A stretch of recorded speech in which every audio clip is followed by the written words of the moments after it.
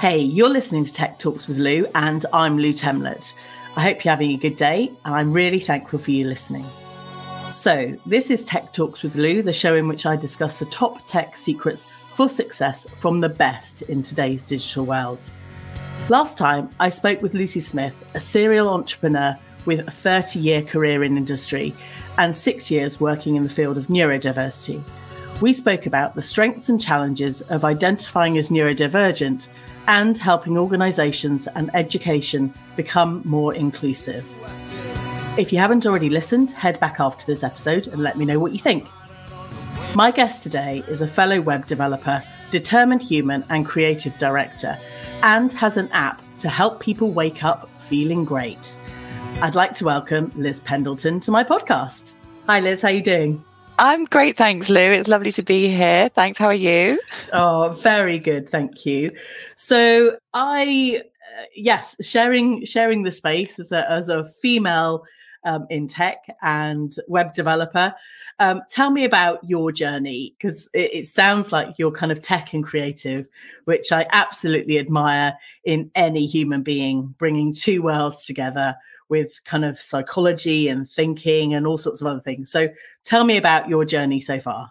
Oh, well, I won't go back too far, but far enough just to start with. I remember the first computers arriving at school, and I remember the teachers not knowing what to do with them and staying in at lunchtime to set them up, and then every lunchtime thereafter to work out how to code and how to make games and things like that. And I was obsessed. I was hooked from an early age, and I used to get told to turn my computer off to go to bed. And I was very lucky. My uncle gave me one of the old first Apple Macs, and I was obsessed with that. And turning my computer off to go to bed meant that I went under the covers, often listening to radio, dreaming of a computer I could hold in my hand under the covers. And lo and behold, smartphones came, and I was obsessed with those. I remember queuing outside for the first iPhone. I just have been so excited by the evolution of tech, and have been riding that wave as a web developer and designer for 18 years. More now, I do creative, graphic design of logos and branding and that sort of thing. And one or two apps have passed across my path as I've gone. And so, yeah, I tend to help people realize their ideas through tech. A lot of the time that's design, but also a lot of user experience. I'm obsessed with things being easy to use and logical and accessible for people. And it's a joy to me to help people to see their ideas come to life in a digital space, in whatever form that might be. But yeah, this one in particular is my third app, and is helping spread a lot of joy to people as well, which is super exciting. So my journey's been one of, I guess, as a woman in tech, you do get naysayers, and you do get a lot of people telling you can't do things. You're not in the space, you're not sort of welcomed into this space. It's not an easy space to be in, and I think people don't believe that you have the knowledge to do what you can do. Yeah. And that especially was true with the app. We got told this can't be done, or you can't do it. And so it's a absolute delight to be able to say, aha, we did do it. We have done it, and it can be done. Fantastic. Okay, I want to take you back to being that kind of tech support at school, and being there to help set things up. And how did that feel? Because I've got my own experience, and I just want to know how it was for you. Well, actually, it was an escape, and it was a safe space, because I didn't have a good time at school. I was bullied at school, and I found it very hard to fit in. But in the computer room, this sort of dusty cupboard that was, given eventually to space it for things such as hard drives and wires and things, all exciting.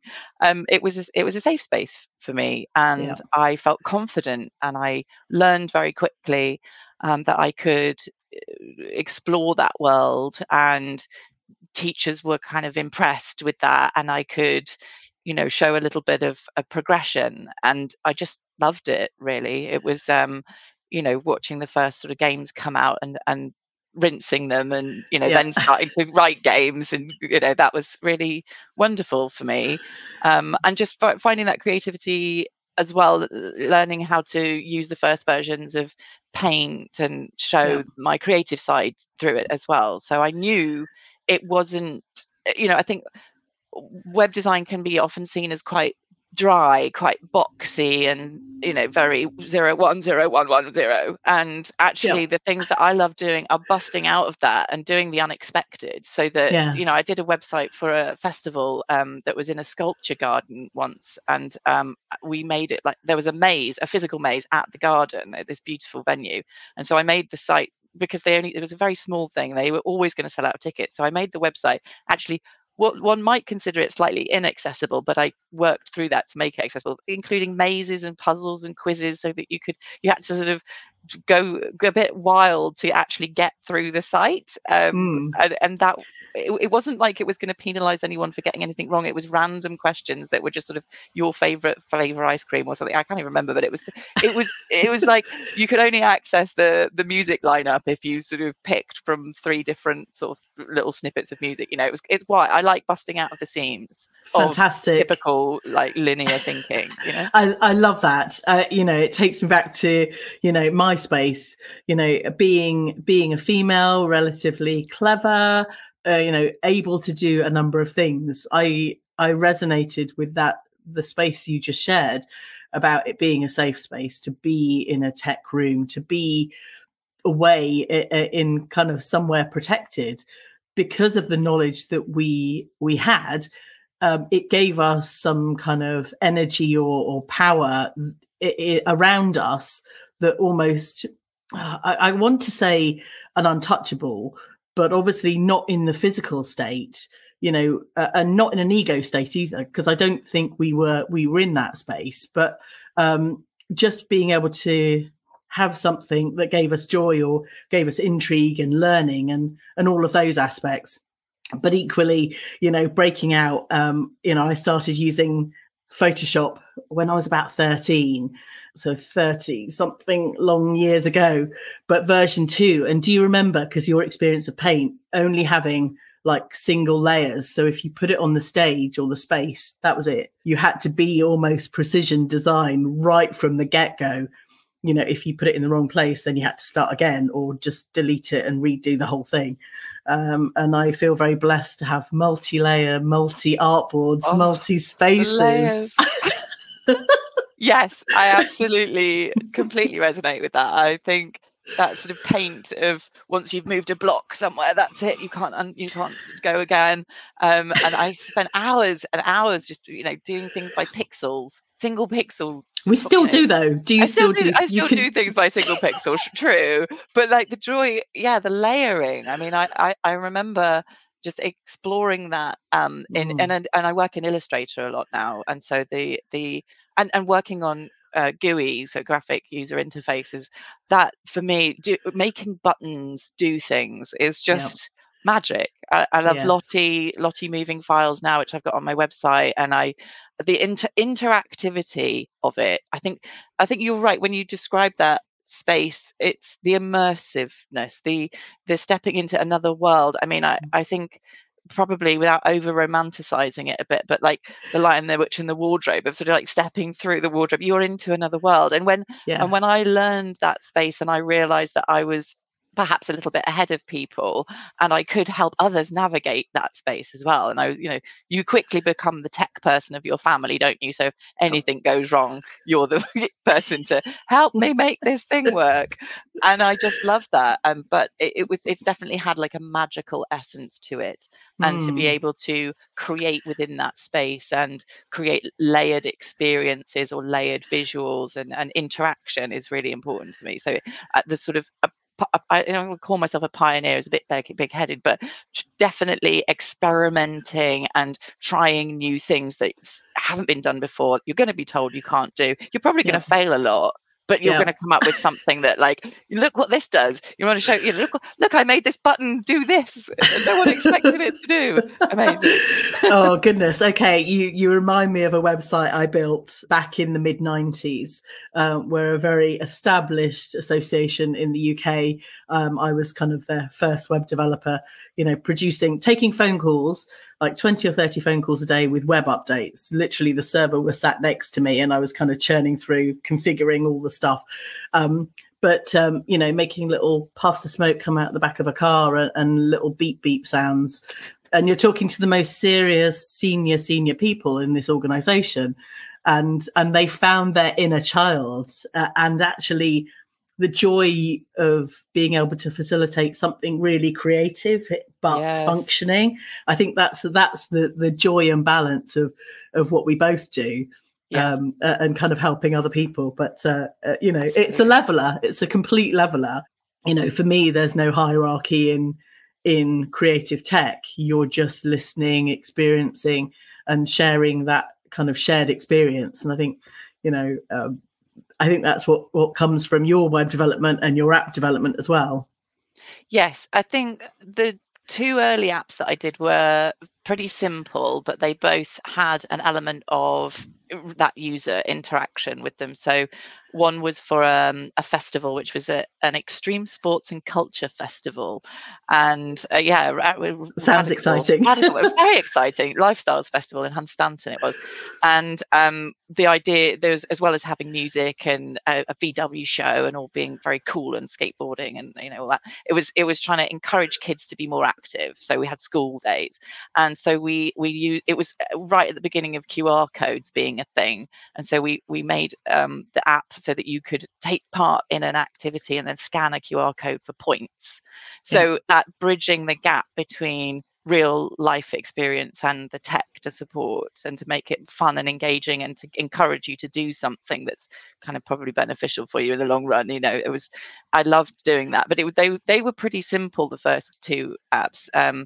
But the third, Rise and Shine, has been anything but simple, and definitely the interactivity. It probably couldn't go much further in terms of how it affects people's the user experience of it. I mean, there's different elements of user experience in this app, because I should probably just I'm jumping ahead, Lou. No, I know. It's absolutely fine. Right. Tell us about this Rise and Shine alarm clock app, please. Okay. Yeah, sorry, I do run ahead.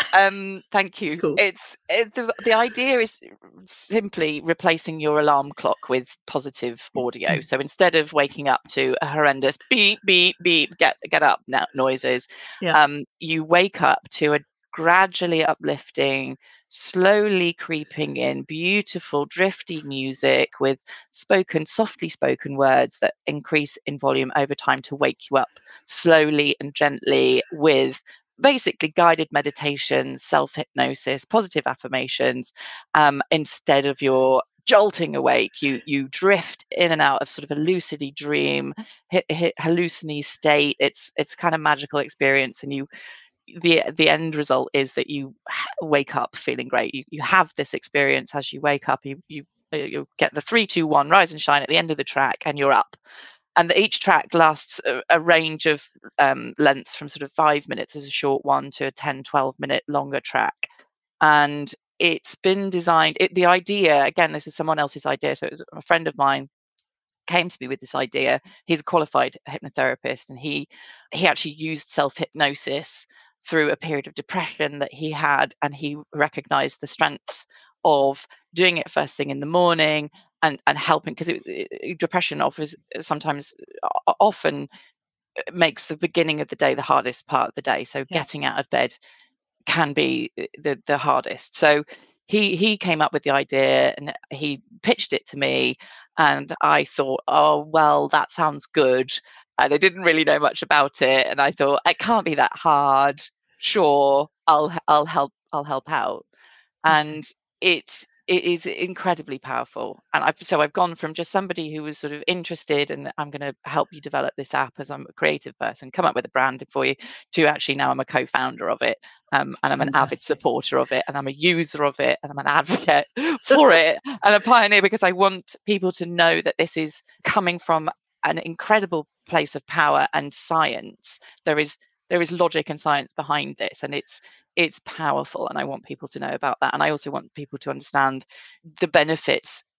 Mental health is a huge topic at the moment. We all have struggles. I've gone through some particularly dark times during the process of building the app, and the app has helped me to get through the other side of that. So so that's the overview. Cool. You're listening to Tech Talks with Lou, and I'm Lou Temlett. And today I'm talking with Liz Pendleton, co-founder of the Rise and Shine alarm clock app.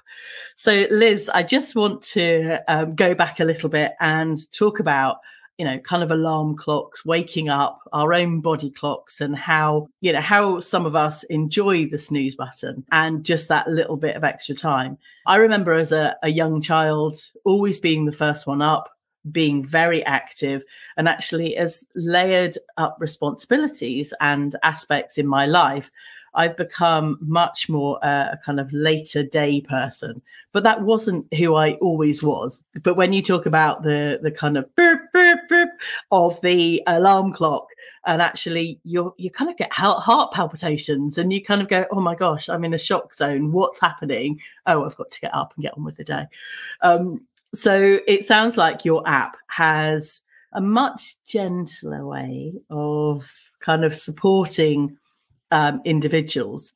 I use a meditation app, and mostly at nighttime, just to kind of, take the edge off the day and get myself ready for sleep. But your app does something different at the other end of the day. So tell us a bit more about the foundation of that. You mentioned the science. Let's talk about the science and technology and maybe psychology of that. Yeah, for sure. I mean, you absolutely right when you say the beep beep. It can be so jarring and so shocking, and that as a beginning to your day is just possibly like the worst thing that you can experience as a human. Like, I remember just like, oh God, this horrible sound, and having to program different levels of volume on your phone to try and get, and the snooze that's like 5 minutes or 10 minutes. And just we talk a lot about sleep hygiene now. So sleep hygiene, the awareness of a good bedtime routine, whether that's reading, meditation, not looking at your phone, etc., etc. Good sleep time and the importance of your sleep routine. There's a increased awareness of that. What we're actually focusing on is your wake hygiene, and the waking state is as powerful as the sleeping state. So and the science of it, and now for the science bit, is very much about the brain, the state of the brain. So as you head towards sleep, your brain waves slow down and you drift and you head into your sleep, which, as we know, has cycles and so on. In the morning, you're actually in a very similar state as the sleeping state, which is, the words for them are quite fun, actually. There's hypnagogic, which is you're sleeping as you go from wake to sleep, and hypnopompic, which is when you go from sleep to wake. And they have that beginning to them, which is hypno, which is, hypno is again linked to the hypnotherapy. You're in a highly suggestible state, which is where a lot of lucid dream work comes from, because people want to try. We know that there's a great deal of creativity available, accessible in this state. In fact, as you probably know, like the likes of Tesla and Einstein used to use the steel ball in the hand when they'd be going, if they're napping, they'd have a steel ball in their hand so that when they fell asleep, it clanged onto the floor to wake them up, so that they could kind of access this sort of semi hypnotic hallucinogenic state, so that they could tap into that creativity. And lucid dreams does the same thing. So the hypnopompic, as you wake up, and we all know that from when we wake up naturally, and we have this sort of dozy few moments that are very blissful, and your brain is sort of part in sleep and part in wake, and anything's possible, and you have a few moments of bliss, and it's lovely before either a thought or a noise interrupts you and just brings you into the waking world with either whiplash or some horrendous sort of, God, okay, I'm awake now. But so there's this beautiful point where we can tap into some creativity there. And so the app taps into that by starting the audio as you sleep. So you set the alarm at, say you want to wake up at 7:30, you set the app to 7:30 as your wake up time, but it starts before that. It starts however many minutes the track is before that. And it's very, very gentle, and it's very, very subtle, so that it sort of seeps into your dream state and very slowly wakes you up. And the audio, the narrators, we've got 5 different narrators, hopefully more coming soon, and the narrators start out by telling you a little story, or getting you to imagine something, or giving you visual hints and clues that direct your thinking towards the positivity that can be a bit like hypnosis and be that a bit meditative. And you sort of, as you wake, as you become conscious, your subconscious sort of wakes up into knowing that you have done this for yourself. You created this environment. So you actually, once you've used it a few times, you can really relax and go, oh yeah, I'm supposed to be feeling good.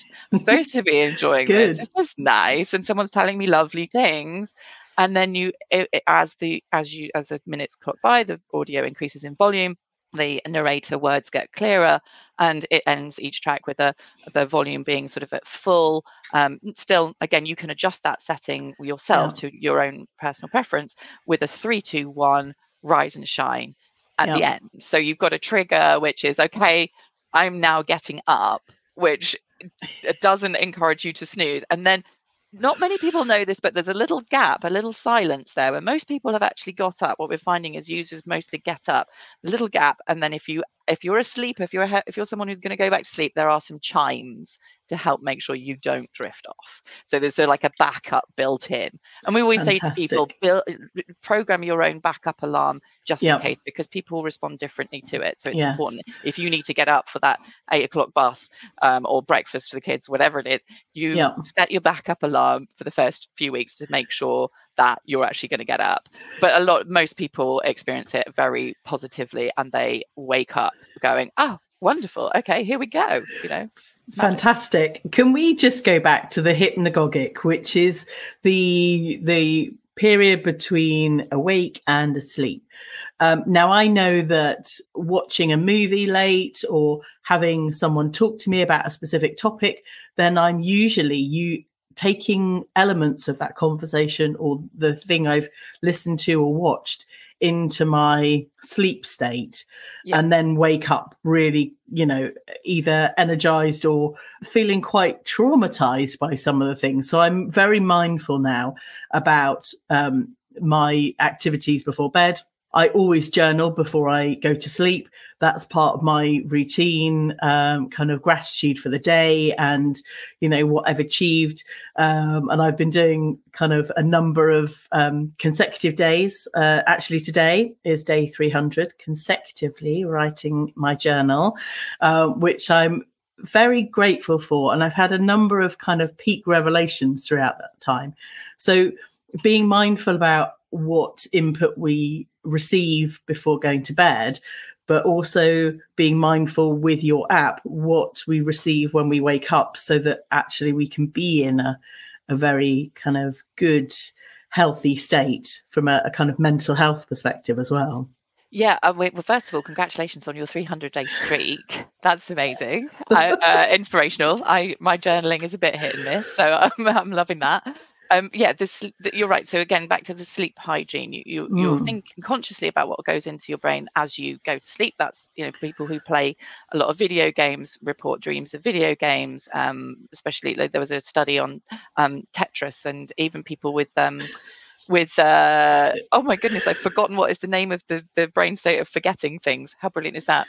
How ironic. Alzheimer's. Thank you. Alzheimer's patients who play Tetris at night will dream of blocks. Yeah. So yeah, it's completely suggestible, even if you've got low memory state, right? Yeah. So we know that area of the brain is highly suggestible, as you say. So if that's the hypnagogic as you're going to sleep, and then hypnopompic, similar brain states, but going from sleep to wake.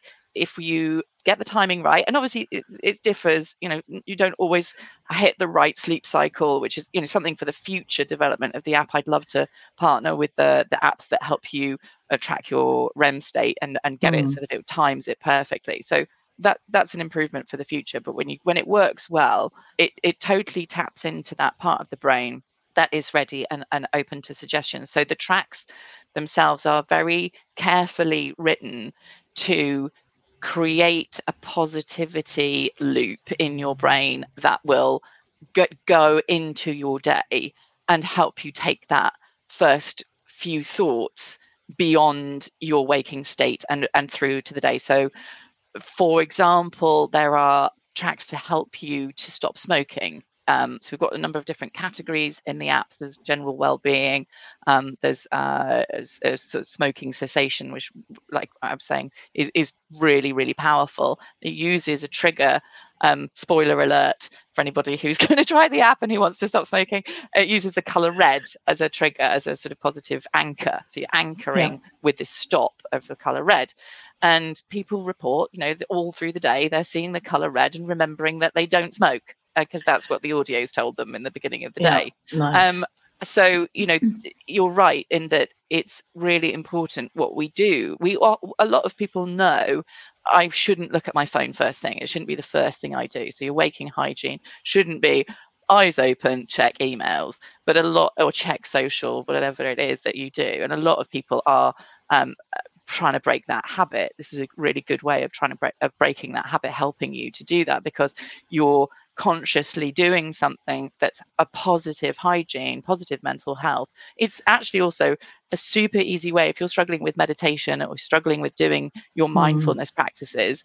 It doesn't mean this is the shortcut. You don't have to sit there and get into the calm state. You don't have to do the breathing exercises. You're already there. You're coming out of that super relaxed state. So it's sort of like getting your meditation in from while you're asleep. It literally takes you from sleep to wake with a mindfulness practice. So it's super for the lazy Zen Buddhist amongst us who wants to sneak their practice in first thing of the day. I love that. Just in my days, trying different kind of meditation and kind of going to Buddhist temples and various other things, and things starting really early in the day actually have a lot of benefit to our lives.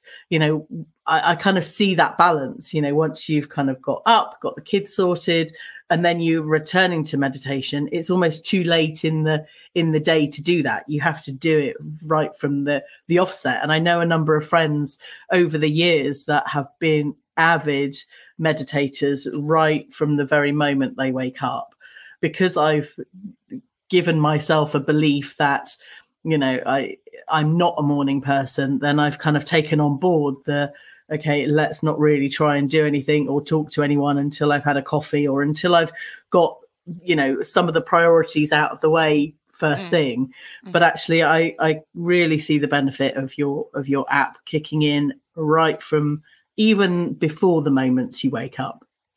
Yeah, it's that super easy. You did the work the night before just by setting the alarm. The payoff is that it happens as you wake up. And this is so with the tech side of things.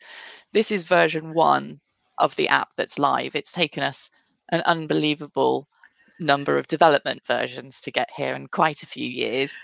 And the tech requires us to keep the app open overnight. So it goes into what we call a sleep state. So you set your alarm and you pop your phone on charge and you leave the app open, and it wakes you up with the audio first thing. So that's something that people need to understand in terms of user experience. takes you to do the work at night, to remember to set your alarm. You can set a reminder. The app will send you a ping at whatever time you normally want to go to bed, at whatever time you should be setting your alarm. You think you should be setting your alarm. Not at 2 o'clock in the morning. Not 2 o'clock in the morning. That's right. You can say, well, I'd like to set my alarm. And it also, so that helps with a little bit with sleep hygiene as well. But and this is one of the reasons why, the app, when we were working with other app developers, I've worked with different teams and trying to get this done. And I went to get some help from various companies that I've worked with in the past. And people first of all said, oh, you can't, it's impossible, it can't be done. Well, great. Watch me go. Exactly.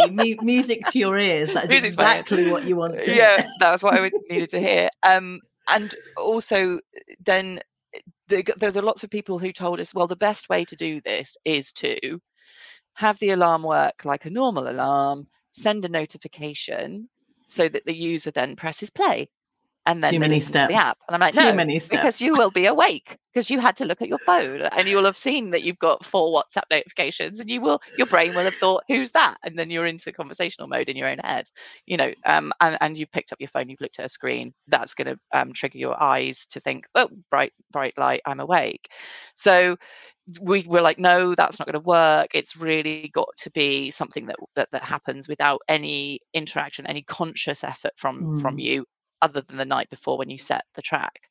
So we've got 50 tracks you can choose from, and each one has got a little preview so you can listen to it. You can hear a little snippet of, do I like the narrator's voice? Because that's quite important. We've got different styles of voices. Do I like the background noises? Because not everybody loves the sound of waves crashing on a gentle shore. Some people just want gong music, and so there's all sorts of different things, and you can filter the tracks by your preference of different tags of like mindful, positive, do I want goal setting, what are my things that I want to do the next day. So you can have a good browse through, listen to the samples, get your reminder to set your track, press the sleep button, leave it by your bedside table, and then that's it. You don't have to do the effort of doing your meditation in the morning. It's just going to happen for you. Fantastic. It really is a bit of a game changer, because I was one of those people that I can't. I did Tai Chi for a while. My Tai Chi instructor always said, if you can't find 15 minutes of time a day to meditate, you need to find an hour.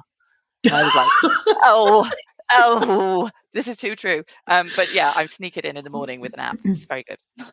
Fantastic. Okay, I note that you had taken a number of years to develop this app. That is also music to my ears, because things that happen really quickly sometimes are great, but actually it needs that length of time. It needs that intuition. It needs that kind of slow development to actually build a stable foundation for what you're kind of growing and nurturing going forwards. So I celebrate the amount of time that it's taken you to get this far. And what is next for your app?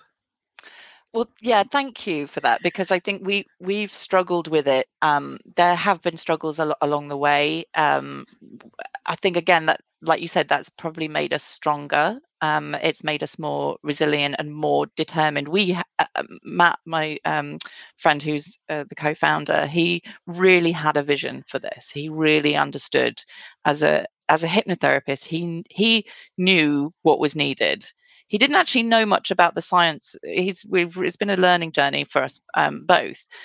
But he knew what it needed, and we both became really determined on it. And for me personally, I had really, really tough time in the middle of the development phase. I was in a toxic relationship, and I lost a pregnancy, and the world was falling apart around my ears. And I had the prototype of the app on my phone, so I was using it before anybody else. It wasn't 100% reliable, but I was using it, and it was helping me. And I knew then more than ever, like, this works, and I need to see this through. So even though we had a fraud case, we had a bank loss of money, we had, God knows, it's just been like a thing after thing after thing. That's like hurdle after hurdle that have just, most people would have given up. And I think we've held on to this idea that there is nothing like this in the app space. Yeah. There's a reason for that, because it's really difficult to do this. And a lot of people might have tried and given up, but we were just determined to keep going. Oh, Liz, I just want to hold space for the things that you shared. Thank you for sharing them. And I just want to know that I'm supporting in kind of listening and hearing all of those different things. So I kind of have my hands open. I just want to hold that space for you. Thank you. Thank you, Lou. I know it's something that affects a lot of people, and the awareness of that and talking about that and talking about my mental health struggles is new to me. And this is something that I'm doing because I understand now the power of the share and the help that can come with saying, I've been at rock bottom, and there is always someone who understands and will listen to you and will hear you and who wants for you, who's rooting for you, and you've got something to give. You have got something that the world needs, and we need to see that in each other and to support each other, and to tell those stories, because I know when I was at my lowest, hearing other people's stories of how they'd recovered was a huge motivator, a huge inspiration to keep going, and to come to know that I had a reason to keep going as well. Was huge. Thank you, Lou. I hear you on that, and I think having something really beautiful in the app that you've developed coming out of that, and knowing that you've been able to support your own journey. Part of our development in tech or creative is about self-sustaining and being able to serve ourselves primarily before we serve anyone else. So you have an incredible case study of one, but actually the value of that in industry, in any development, actually, you solved a problem for yourself, or you've solved an issue in your life, and you've been able to overcome that. And if anyone can develop, systems, apps, creative, tech, whatever, that helps themselves primarily, but they can see that it would help others, if not thousands of others, if not more than that. I think, seeing the value in what you've created is very honourable and credible. Yeah, and thank you. It's an odd one, because I feel slightly awkward about it, because it's not like, when I set out to work on a positive mental health alarm clock app, my mental health, I thought, was in a relatively good position. Like, I had, like we all do, I had, like, the bullying from school was with me, and I'd done therapy on that, and I was sort of I was in a relatively good headspace, that I thought. And you don't think, or you don't expect what comes around the corner. You can't be prepared for life's throwing its full weight at you. And I didn't know, as I was doing it, that I was helping myself, and that there was something that was going to come out of this that I could share with other people that would be positive. It's only really, we got the app live 1 year ago, 10th of October, World Mental Health Day. We chose that as our launch date for obvious reasons. And it was only really this 10th of October, a couple of days ago, that I realised how far I'd come, and how the app was a really central part of that. And I needed to tell people. I quit smoking this year, and I also quit drinking. I'm now on the sober train, which is amazing. Congratulations. Thank you. New lease of life. It's quite incredible. It's not without its challenges. It's, rocky at times, but it's wonderful. I feel like I'm having a new lease of life. Good. I'm just going to quickly mention, and Johnny Stevens, who I interviewed on one of my episodes, who developed the Better Without app.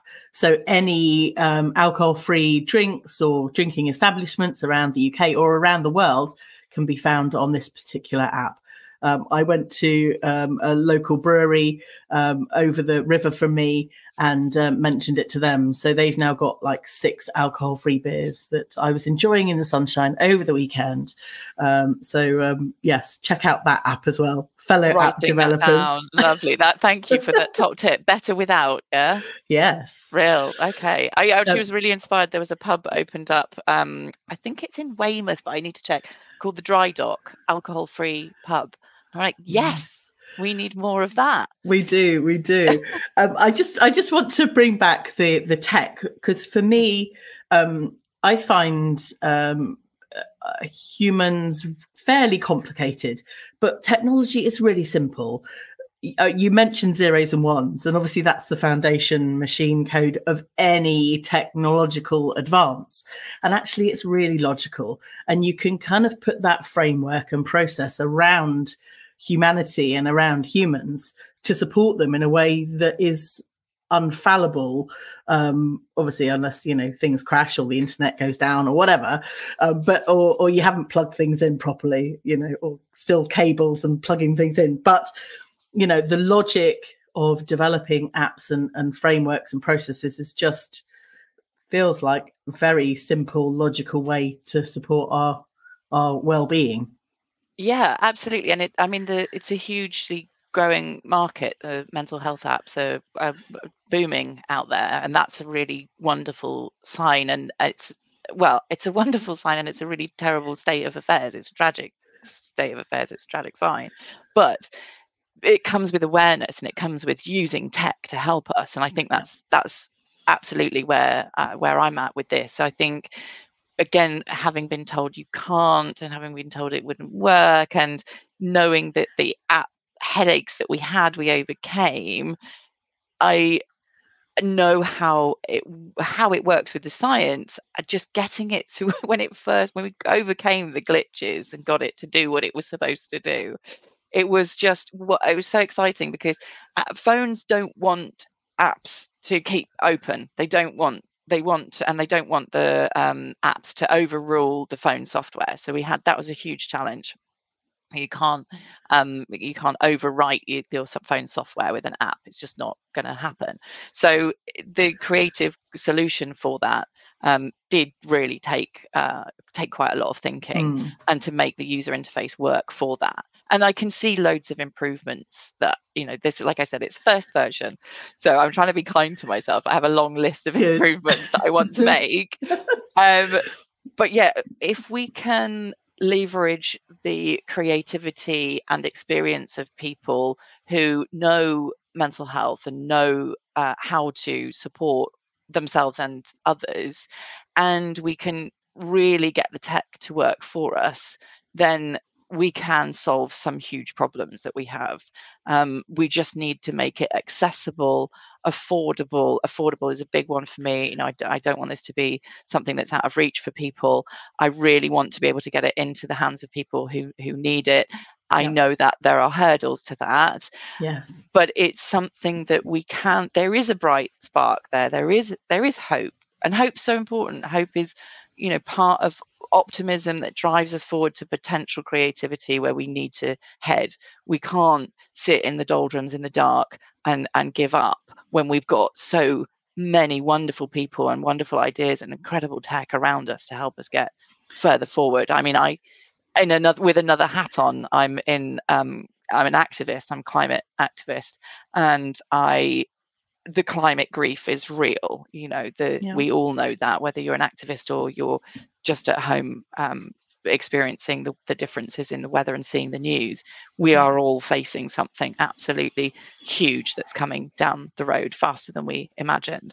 And Absolutely. We need to look after ourselves and each other and have good, positive mental health. Otherwise, we are not going to come up with the solutions that we need for society moving forward. So that's on my mind too.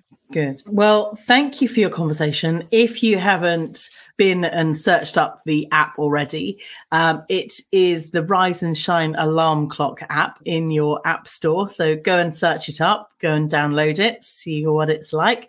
And don't do what I did and try and download it at nighttime when it's after 11 p.m. and my face doesn't work on the face recognition. So I think I've had that with a couple of apps. It's like after 11 o'clock, the face doesn't work. Yeah. So, and I would say as well, actually, if I can give a top tip as well, do download it in the day when you're thinking to do, I need to take care of my mental health, I'm going to do a thing that's good for me. Do it then. Listen to the previews of the tracks. Don't try setting a test alarm to see if the app works for a few minutes from now, which a lot of people do, because it won't work. And you'll go, oh, it doesn't work. And this is one of our hurdles to overcome. And I've got exciting ways to overcome that in the future. But for now, if you set an alarm for 5 minutes from now, for example, and you choose a track that is 6 or 7 minutes, it will not work. And that's a problem. So we say that's what the preview button is there for. If you really want to test it, set an alarm for half an hour from now, and it will prove to you it works, and you'll get to see how the sleep screen works and stuff like that. So that's fantastic. Thank you for that tip, Liz. How can people get hold of you if they want to find out more? So head over to any of our socials, Rise and Shine Alarm Clock. You should find us easy enough. And riseandshineclock.com is our website address. All of the links for our socials are in the footer. I am at the helm of all of those socials. I'm really happy to take messages from people. I would really love to collaborate with people in this space for the science of waking and sleeping, or the tech of the app, or I want to work with other organizations to help this more accessible to people who really need it in mental health. So yeah, I'd love to hear from people and how you're getting on with the app as well, because user feedback is so important. We really want to know, and we've got some wonderful testimonials from people for whom it's working. But if it's not, we want to know why, and so we can improve it. And I'd love to hear from more people who are trying it out. Fantastic. Thank you very much, Liz. I will add all of the links in the show notes for you. And look forward to potentially collaborating with you at some point in the future. Oh, yes, we'd love to have you as a narrator, Lou. Oh, I'm blushing. Right. Okay. That's the end of the episode. Much. Thank you. Thank you, Liz. I hope you've enjoyed this episode as much as I have recording it. I look forward to have you listening in again for the next episode. And in the meantime, I'd love you to rate, review, and download this episode. Thanks again for listening.